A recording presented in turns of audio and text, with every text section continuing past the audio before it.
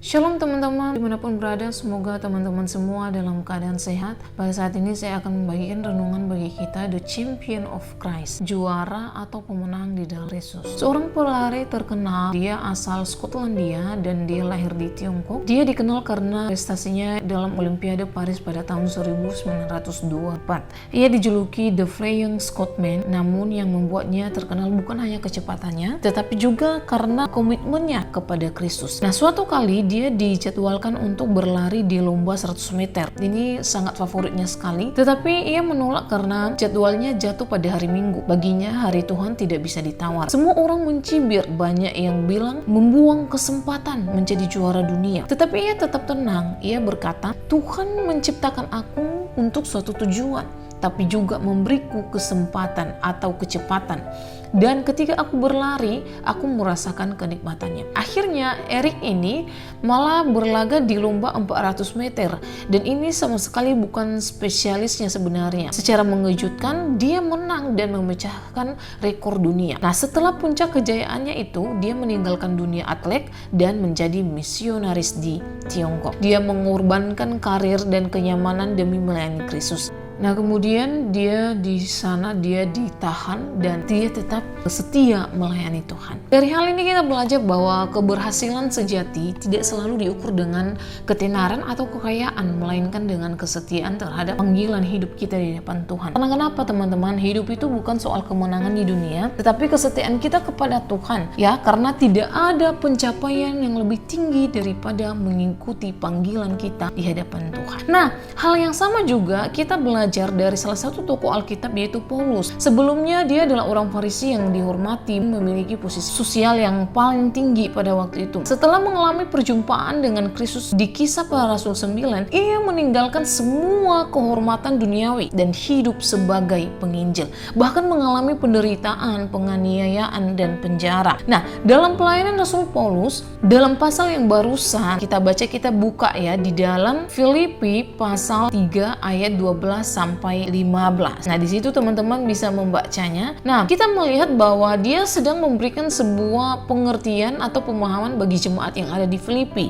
Pada saat itu Paulus menulis surat ini ketika dia berada di dalam penjara. Sekalipun demikian, banyak tantangan, masalah, pergumulan jemaat Filipi. Dikatakan di situ bahwa jemaat ini adalah termasuk jemaat yang baik, yang mengasihi Kristus, yang setia dan taat kepada Kristus. Sehingga Rasul Paulus di dalam suratnya mengatakan bahwa di bagian pertama suratnya pasal 1 ayat 5 sampai 6 kita bisa melihat bahwa dalam suratnya itu dia tetap memberikan nasihat-nasihat supaya tetap beriman kepada Kristus, tetap mengasihi, setia dan taat kepada firman-Nya. Bahkan ditekankan di situ bahwa dia begitu bersyukur. Pertanyaannya adalah apa yang terjadi pada waktu itu, kenapa Rasul Paulus memberikan sebuah nasihat dan mengingatkan jemaat itu. Pada saat itu ternyata ada ancaman-ancaman dari ajaran-ajaran atau kelompok-kelompok tertentu yang tidak mengajarkan keselamatan sesuai dengan kebenaran firman Tuhan. Nah, di sini kita melihat beberapa hal ya, teman-teman. Nah, apa saja poin yang disampaikan oleh Rasul Paulus khususnya di pasal 3 ini? Kita melihat tentang pengalaman Rasul Paulus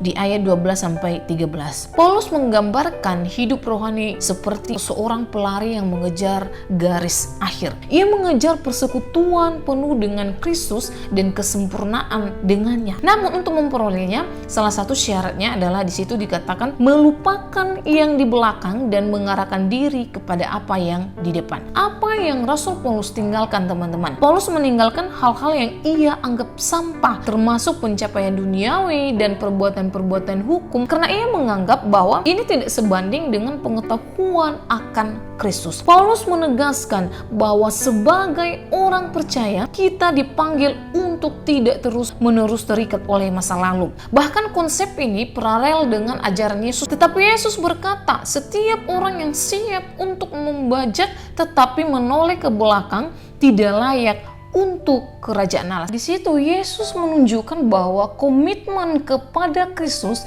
harus total. Ini pernyataan tegas dan serius. Yesus tidak mencari pengikut yang setengah hati, tetapi mereka harus total menyerahkan diri kepada Yesus. Tidak boleh lagi menoleh ke belakang. Paulus tetap menyadari bahwa dirinya manusia biasa yang juga masih terus berjuang dalam pengenalan akan Tuhan. Paulus belum sempurna di dalam pengenalan akan Tuhan, yang artinya bahwa ia terus berproses dan terus menyerahkan diri di dalam proses pengenalan akan Tuhan. Yang kedua yaitu memperoleh hadiah. Hadiah apa? Yaitu panggilan surgawi. Panggilan rohani yang Tuhan berikan, kehidupan kekal yang penuh sukacita dan kemuliaan bersama Tuhan. Nah, pertanyaannya, panggilan surgawi itu apa? Nah, panggilan yang efektif yang menghasilkan keselamatan dan pengudusan dalam Kristus, dan hadiahnya adalah persekutuan kekal dengan Allah. Nah, ketika Paulus berbicara tentang berlari dan memperoleh hadiah atau panggilan surgawi, dia tidak sedang berbicara tentang usaha untuk mendapatkan keselamatan secara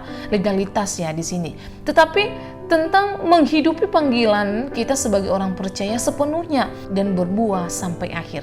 Ini adalah soal kedewasaan rohani, ketaatan, ketekunan di dalam iman setelah kita menerima keselamatan oleh kasih karunia itu sendiri. Nah, Paulus menyadari bahwa serupa dengan Kristus itu membutuhkan waktu, pengorbanan, dan kesetiaan yang berkelanjutan. Nah, perlu kita garis bawahi ya teman-teman, bahwa orang yang sudah dewasa di dalam iman dan memiliki cara pandang rohani yang benar harus menyadari Kristen itu sebuah proses, bukan hasil instan yang terus mengejar Kristus dengan kerendahan hati dan kesetiaan. Nah, saya akan menutup renungan ini dengan sebuah kisah nyata ya teman-teman. Jim Elliot, dia adalah seorang dikatakan pemenang di dalam Kristus. Jim Elliot ini adalah seorang misionaris muda yang meninggalkan kehidupan yang nyaman di Amerika Serikat. Dia melayani di suku Huaorani di hutan Amazon, Ekuador. Meski dia tahu bahwa resiko cukup besar, ia yakin panggilannya dari Tuhan. Jadi sekitar tahun 1956, Jim dan rekan-rekannya itu dibunuh oleh suku tersebut saat mereka sedang berusaha untuk membawa Injil. Namun sebelum mereka meninggal, Jim menulis this: "He is no fool who gives what he cannot keep to gain what he cannot lose." Yang artinya bahwa bukan orang bodoh yang menyerahkan apa yang tidak bisa ia pertahankan demi mendapatkan apa yang tidak bisa hilang. Sekali lagi, bukan orang bodoh yang menyerahkan apa yang tidak bisa ia pertahankan demi mendapatkan apa yang tidak bisa hilang. Kematian Jim bukanlah akhir, tetapi awal dari pelayanan yang berbuah bagi suku Huaorani. Bahkan istrinya Elizabeth Elliot meneruskan misi tersebut. Jim Elliot adalah contoh nyata bahwa meskipun menghadapi kematian, seorang misionaris bisa merasa sebagai seorang pemenang sejati karena imannya kepada Kristus dan pengharapan akan hidup yang kekal. Nah, jadi teman-teman, mari kita merefleksi bagi diri kita, apakah kita sedang berlari dalam perlombaan iman kita? Apakah kita adalah orang-orang pemenang di dalam Kristus? Atau kita masih terikat oleh masa lalu, kekecewaan, kegagalan, dan lain sebagainya? Apakah fokus kita adalah Kristus dan panggilan kekekalannya? Atau kita masih melihat ke belakang dan hidup dalam masa lalu? Menjadi juara Kristus bukan soal menjadi terkenal, tetapi menjadi setia di dalam panggilan kita kepada Dia. Nah, biarlah renungan pada hari ini boleh memberkati kita semua. Shalom, God bless you.